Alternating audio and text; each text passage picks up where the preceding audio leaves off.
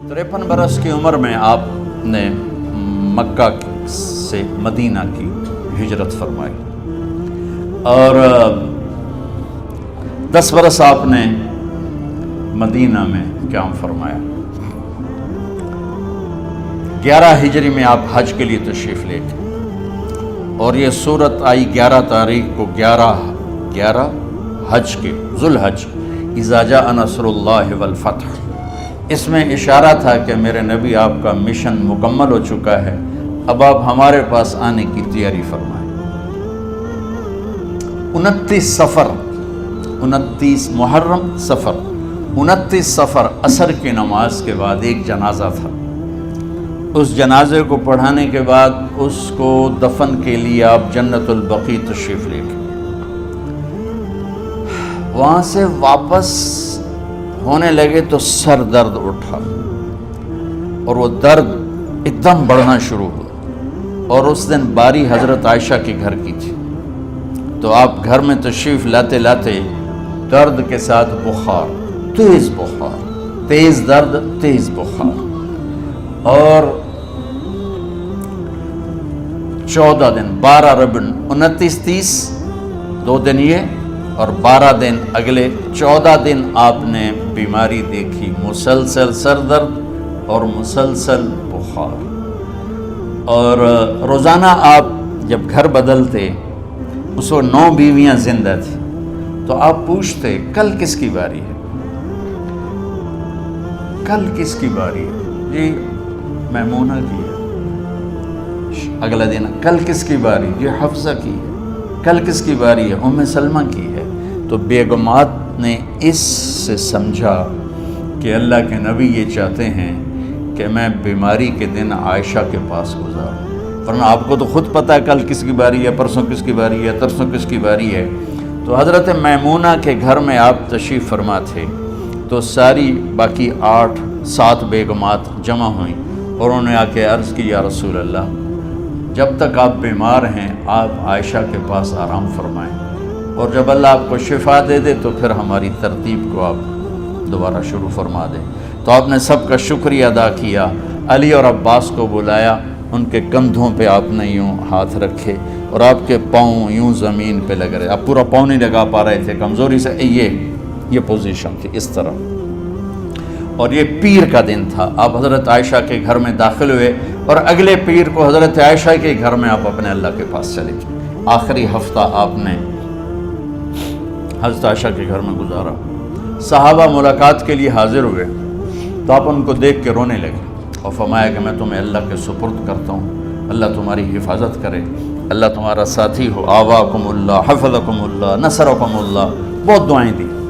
آپ کے جانے میں 5 دن باقی تھے، تو آپ نے فرمایا مجھے 7 کنوؤں کے پانی سے غسل کرواؤ۔ تو 7 کنوؤں سے پانی لایا گیا مشکیزوں میں بھر کے۔ تو حضرت عائشہ کے گھر میں کوئی ایسا ٹب نہیں تھا جس میں بیٹھ کے وہ آپ نہا سکتے، تو حضرت حفصہ کے گھر سے ٹب منگوایا گیا، آپ اس میں بیٹھے، تہمت باندھا ہوا تھا، کرتا اتارا اور آپ پر 7 کنوؤں کا پانی ڈالا گیا، تھوڑا تھوڑا تھوڑا تھوڑا تھوڑا تھوڑا، تو اس سے بخار کی شدت کم ہوئی، اور آپ سر درد کی وجہ سے آپ نے ایسے پٹی باندھی سرخ رنگ کی، اور اس کے بعد حضرت علی اور فضل بن عباس کے کندھوں کا آسرا لے کر آپ مسجد میں تشریف لائے اور آپ ممبر پر بیٹھے اور آپ نے فرمایا، لوگوں میرے جانے کا وقت آ چکا ہے، میں نے کسی پر زیادتی کی ہو، کسی کو تھپڑ مارا ہو، کسی کو چھڑی ماری ہو، کسی کا حق دبایا ہو، تو میں اپنی جان کے ساتھ، مال کے ساتھ حاضر ہوں، مجھ سے یہیں بدلہ لے لو، آخرت میں میرے خلاف کوئی دعویٰ نہ کر، میں آخرت کے حساب کو برداشت نہیں کر سکتا۔ جن کے طفیل لوگوں کا حساب معاف ہوگا، جن کے طفیل، جن کی شفاعت پر لوگ بے حساب جنت میں جائیں گے، وہ روتے ہوئے فرما رہے ہیں کہ میں آخرت کے حساب کو نہیں دے سکتا۔ تو سارے صحابہ رونے لگے، لیکن آپ اپنی بات کو دہراتے رہے، کوئی بھی نہیں اٹھا۔ تو آپ نے ظہر کی نماز پڑھائی، ظہر کے بعد پھر ممبر پر آئے اور فرمایا کہ لوگوں یہیں مجھ سے حساب کتاب کر لو، آگے نہ کرنا، بتاؤ میں نے کسی کا کوئی حق دینا۔ ایک صحابی کھڑے ہو، یا رسول اللہ آپ نے میرے 3 روپے دینے ہیں، 3 درہم۔ تو آپ نے فرمایا دینے ہوں گے ضرور، پر مجھے یاد نہیں، بتاؤ گے کس طرح دینے ہیں؟ کہ یا رسول اللہ آپ کے پاس سائل آیا تھا، آپ سے مانگا، آپ کے پاس تھے نہیں، تو آپ نے مجھ سے کہا تیرے پاس کچھ ہیں؟ تو میرے پاس 3 درہم تھے، تو آپ نے فرمایا تو دے دے، میں بعد میں ادا کر دوں گا۔ تو ہاں یاد آ گیا۔ تو میرے نبی کے گھر میں تو تیل نہیں تھا، ایک چھٹانگ جس سے چراغ جلتا، پیسہ کہاں سے آتا؟ تو آپ کے سامنے آپ کے کزن فضل بن عباس کھڑے تھے، آپ نے فرمایا فضل میرا قرضہ ذمے لیتے ہو؟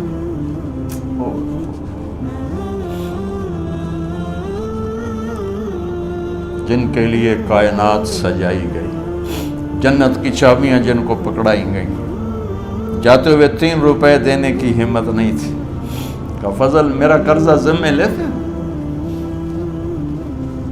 کہ جی یا رسول میں اپنے ذمے لیتا ہوں۔ کہ اس سے لے لینا۔ آپ گھر تشریف لے گئے، نماز کے لیے آتے تھے، پڑھاتے تھے۔ جمعرات کو عشاء کی نماز پڑھانے کے لیے اٹھ نہیں سکے، گر گئے، پھر اٹھنے لگے، اٹھ نہیں سکے، گر گئے، پھر اٹھنے لگے، اٹھ نہیں سکے۔ تو آپ نے فرمایا ابو بکر سے کہو نماز پڑھائے، عشاء کی نماز۔ ابو بکر ذرا پیچھے کھڑے تھے، عمر آگے کھڑے تھے۔ تو لوگوں نے کہا نماز ہی پڑھاونی، کوئی پڑھا دے۔ تو انہوں نے حضرت عمر کو آگے کیا، انہوں نے کہا اللہ اکبر۔ جب حضرت عمر کی تکبیر سنی تو آپ نے اندر سے زور سے فرمایا عمر کو پیچھے کرو، ابو بکر کو آگے کرو، میرے رب کا فرمان ہے میرے مصلی پر ابو بکر کے سوا اور کوئی کھڑا نہیں ہو سکتا۔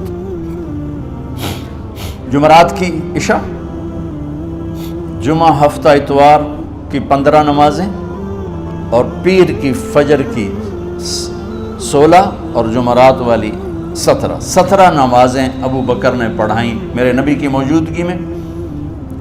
ہفتے کے دن ظہر یا عصر میں آپ علی و فضل بن عباس کے کندھوں پر ہاتھ رکھ کے مسجد میں داخل ہوئے اور ابو بکر نماز پڑھا رہے تھے۔ ادھر محسوس ہوا کہ اللہ کے نبی آ رہے ہیں، تو ابو بکر نے یوں پیچھے ہٹنا شروع کیا ایسے تاکہ مصلی سے ہٹ جائیں۔ تو آپ نے ایسے ہاتھ کا اشارہ فرمایا کہ کھڑے رہو، ہٹو نہیں، کھڑے رہو۔ تو وہ پھر آگے مصلی پر آ گئے۔ تو آپ تشریف لائے اور الٹے ہاتھ ابو بکر کے ساتھ بیٹھ کر آپ نے ظہر یا عصر کی 4 رکعت نماز ابو بکر کی امامت میں ادا فرمائی۔ یہ آپ کی آخری نماز تھی مسجد کے اندر امت کے ساتھ، اور تشریف لے گئے۔ جمعہ کا دن تھا، جبریل آئے، یا رسول اللہ مجھے اللہ نے بھیجا ہے کہ جاؤ میرے محبوب کا حال پوچھ کے آؤ۔ اللہ، تو اب درد اور بخار دونوں چیزیں تھیں، سر کا درد بھی ہیوی ویٹ تھا اور بخار بھی، تپش۔ تو آپ نے کہا جبریل تکلیف ہے، تکلیف میں۔ ہفتے کا دن پھر جبریل آئے، یا رسول اللہ مجھے اللہ نے بھیجا ہے کہ جاؤ میرے محبوب کا حال پوچھ کے آؤ۔ پھر آپ نے فرمایا تکلیف میں۔ اتوار کو پھر جبریل آئے، یا رسول اللہ نے بھیجا ہے کہ جاؤ میرے محبوب کا حال پوچھ کے آؤ۔ 12 ربیع الاول آ گئی، 632 عیسوی اور 11 ہجری۔ آپ کی طبیعت میں بشاشت آئی، تو صحابہ نماز پڑھ رہے تھے، آپ نے دروازہ کھول کے سب کو یوں دیکھا۔ تو حضرت انس فرماتے ہیں ہم سب نماز میں تھے، لیکن جب دروازہ کھلنے کی آواز آئی اور اللہ کے نبی کا چہرہ، تو ہم سب نماز میں یوں ہو گئے، نماز کے اندر ہی سارے اللہ کے نبی کو دیکھنا شروع کر دی، بھول ہی گئے کہ نماز پڑھ رہے ہیں، ایسے گم ہو گئے آپ میں۔ تو آپ نے جلدی سے دروازہ بند فرما دیا۔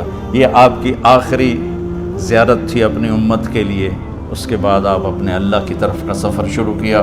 تو اشراق کے بعد آپ نے اپنی بیگمات کو بلایا، ان کو بتایا نہیں کہ میں آج جا رہا ہوں، سب سے ملے، سب کو الوداع کیا اور انہیں بھیجا۔ اس کے بعد آپ نے حضرت فاطمہ کو بلایا، جنت کی عورتوں کی سردار، سب سے زیادہ محبوب بیٹی، سب سے زیادہ جگر کا ٹکڑا، دل کا ٹکڑا کا، جس نے فاطمہ کو دکھ دیا مجھے دکھ دیا، جس نے اسے سکھ دیا مجھے سکھ دیا۔ ہاں، ان کو قریب کا، بیٹی قریب ہو، تو ان کے کان میں کہا میں جا رہا۔ وہ رونے لگی، تو ہم نے کہا رو نہیں، چند دنوں کے بعد تیری میری ملاقات ہو جائے گی سب سے پہلے۔ تو 6 ماہ بعد حضرت فاطمہ کا بھی 24 سال کی عمر میں یا 25 سال کی عمر میں انتقال ہو گیا۔ ان کو رخصت فرمایا، پھر آپ نے داماد مولا علی کو بلایا، ان کا سر اپنی گود میں رکھا اور ان کے سر پہ اور کمر پہ ہاتھ پھیرتے رہے اور ان کو دعائیں دیتے رہے۔ آہستہ آہستہ تھی، آواز اونچی نہیں تھی، پست آواز تھی، اور یوں سر پہ کمر پہ، سر پہ کمر پہ، اور دعائیں دے رہے۔ ان کو رخصت فرمایا، آخر میں اپنے جگر کے ٹکڑے حسن اور حسین کو بلایا، جو ہی سینے سے لگایا آنسو شروع ہو گئے۔ بیویوں کو رخصت کیا، خاموش، بیٹی کو رخصت کیا، خاموش، داماد کو رخصت کیا، خاموش۔ جو ہی بچوں کو سینے سے لگایا تو آپ کے آنسو نکلنا شروع ہوئے۔ ایک زہر میں تڑپ تڑپ کے مرے، ایک کا سر کٹ کے نیزے پہ چڑھا۔ میرے نبی آگے آنے والے زمانے میں دیکھ رہے تھے کہ میرے بچوں کے ساتھ کیا ہونے والا ہے، اس پر آپ بے قرار ہو کر روئے، بولے کچھ نہیں۔ ان کو بھی رخصت فرما دی۔ جب وہ چلے گئے تو جبریل آ گئے، یا رسول اللہ، باہر ملک الموت دروازے پر کھڑا ہے، اندر آنے کی اجازت چاہتا۔ تو آپ نے فرمایا آ جائے، میں نے کب روکا؟ تو ملک الموت اندر آیا، ایک فرشتہ اور بھی تھا، کہا السلام علیکہ یا رسول اللہ، یا رسول اللہ میں آپ کو سلام پیش کرتا ہوں، میں نے کبھی کسی کو سلام نہیں کیا۔ آپ کے رب نے فرمایا جب جاؤ تو اجازت لے کے جانا، بن اجازت اندر نہ جانا، میں کبھی کسی سے اجازت نہیں لیتا۔ اللہ تعالیٰ نے فرمایا آنا چاہیں تو لے آنا، رہنا چاہیں تو چھوڑ کے آ جانا، یہ اختیار اللہ نے کبھی کسی کو نہیں دیا، آپ پہلی اور آخری ہستی۔ تو آپ نے فرمایا اگر میں اجازت دے دوں تو میری جان نکالو گے؟ تو اللہ کے امر کا پابند۔ تو آپ نے جبریل سے پوچھا کیا کہتے ہو، تم کیا کہتے ہو؟ جبریل نے کہا یا رسول اللہ، اللہ آپ کی ملاقات کے شوق۔ میرے بھائی بہنوں، اللہ سے یہ دعا کیا کرو کہ اللہ ایسی موت دے جب جانے کا وقت ہے تو ہماری ملاقات کے شوق۔ ایک صحابی کا انتقال ہوا، آپ نے ان کی قبر پہ جا کے یہ دعا کی، یا اللہ طلحہ جب تیری بارگاہ میں پیش ہو تو اسے دیکھ کے مسکرائے، یہ تجھے دیکھ کے مسکرائے، سارے دکھ درد دور ہو جائیں۔ تو جبریل بولے یا رسول اللہ، اللہ آپ کی ملاقات کے شوق۔ آپ نے فرمایا جاؤ اللہ سے پوچھ کے آؤ میرے بعد میری امت کے ساتھ کیا کرے گا، جاؤ پوچھ کے آؤ حسن حسین کے ساتھ کیا کرے گا۔ یہ پوچھنا، ہر کوئی اپنے بچوں کو یاد کرتا، مرنے والے بچوں کو یاد کر، بچے میلاد۔ میرے والد اچانک ہارٹ اٹیک میں فوت ہو گئے تو ہماری بہنیں موجود نہیں تھیں، میری 2 بہنیں، تو میرے والد بار بار کہتے میری دھیاں مینوں ملا دے، میری دھیاں مینوں ملا دے۔ اور میرے نبی نے کہا میری امت کا مجھے بتاؤ پہلے کیا کرو گے؟ حسن حسین کا نہیں کہا، جن کو ذبح ہوتے بھی دیکھا، زہر میں تڑپتے بھی دیکھا۔ واہ یا رسول اللہ، آپ نے کیا وفا کی اور ہم نے کیا صلہ دی، سارے خنجر انہی کے سینے میں ہی اتار دیے، ہر تیر کھینچ کے آپ کے جگر کے پار کیا، ہر نافرمانی کا ٹھیکہ دے دیا۔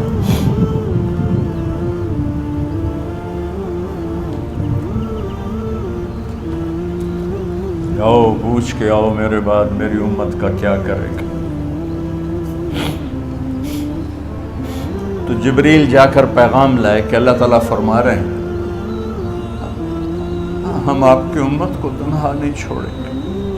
میرے رب کی عزت کی قسم خواتین و حضرات، میرے رب کی عزت کی قسم، میرے نبی یہ بات نہ اٹھاتے تو کوئی ہم میں خنزیر بنتا، کوئی بندر ہو جاتا، کوئی کتا ہو جاتا، کوئی سانپ بچھو بن جاتا.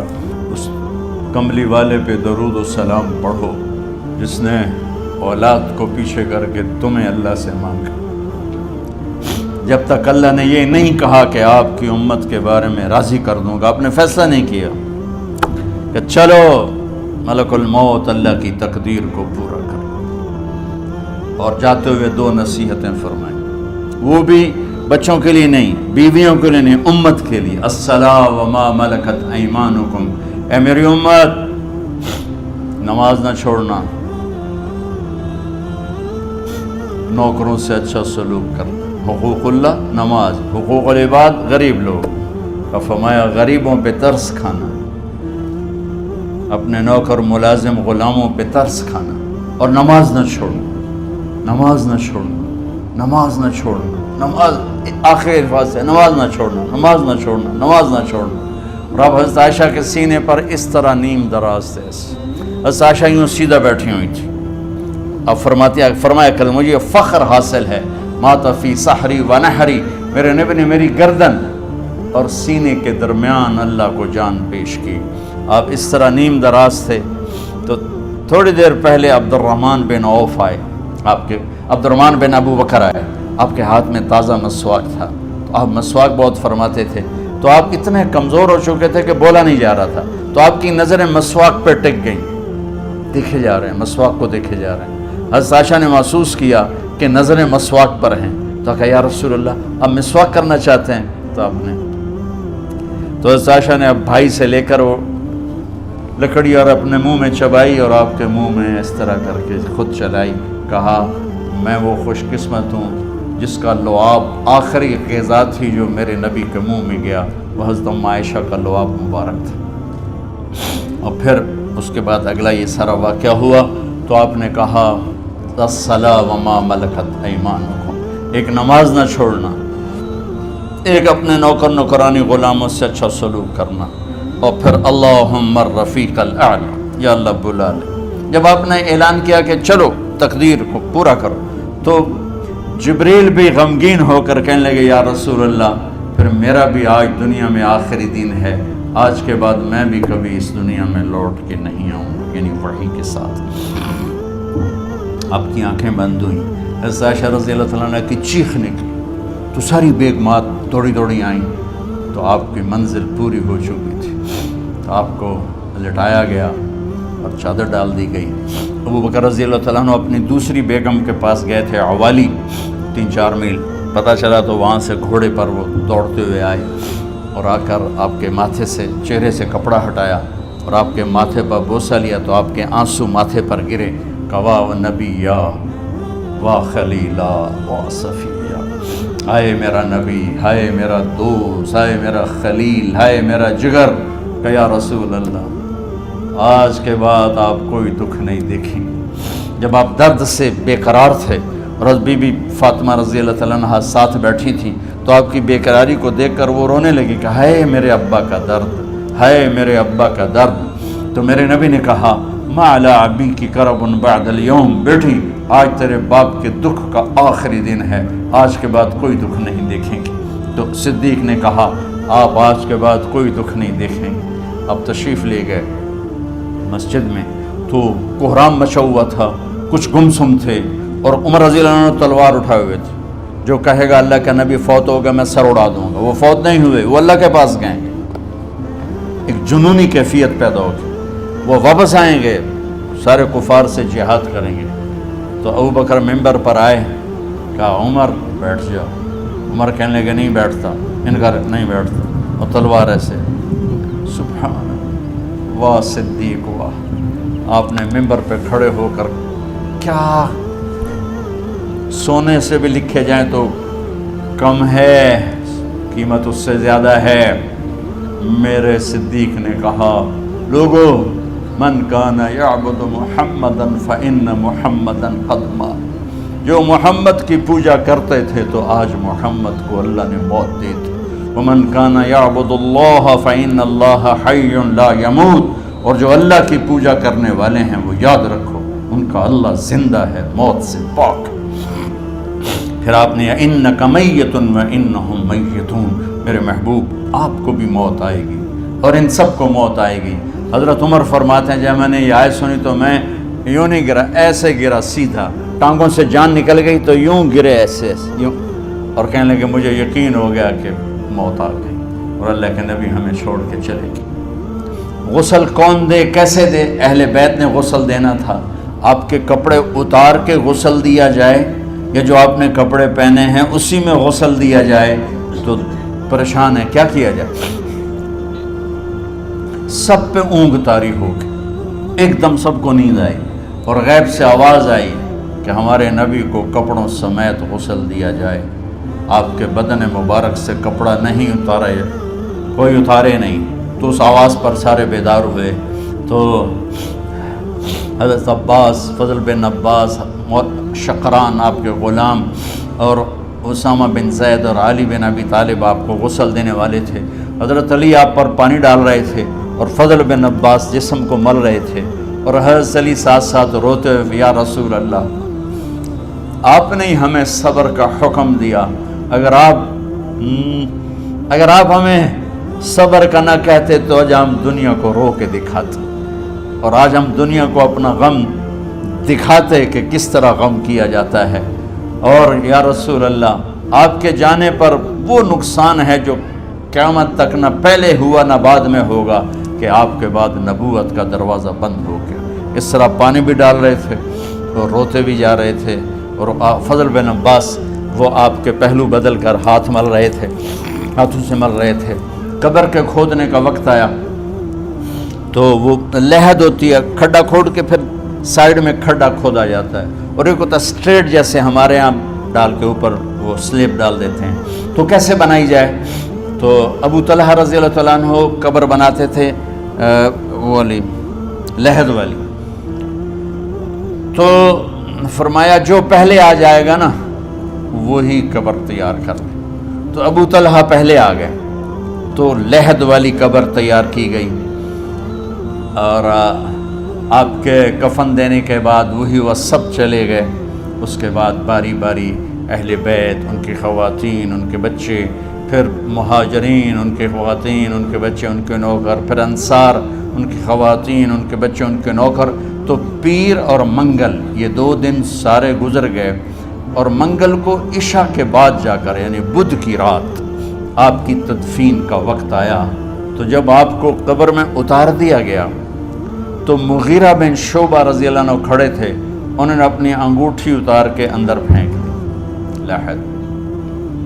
تو پھر کہنے لگے علی کہ میری انگوٹھی نیچے گر گئی ہے، اٹھا لوں۔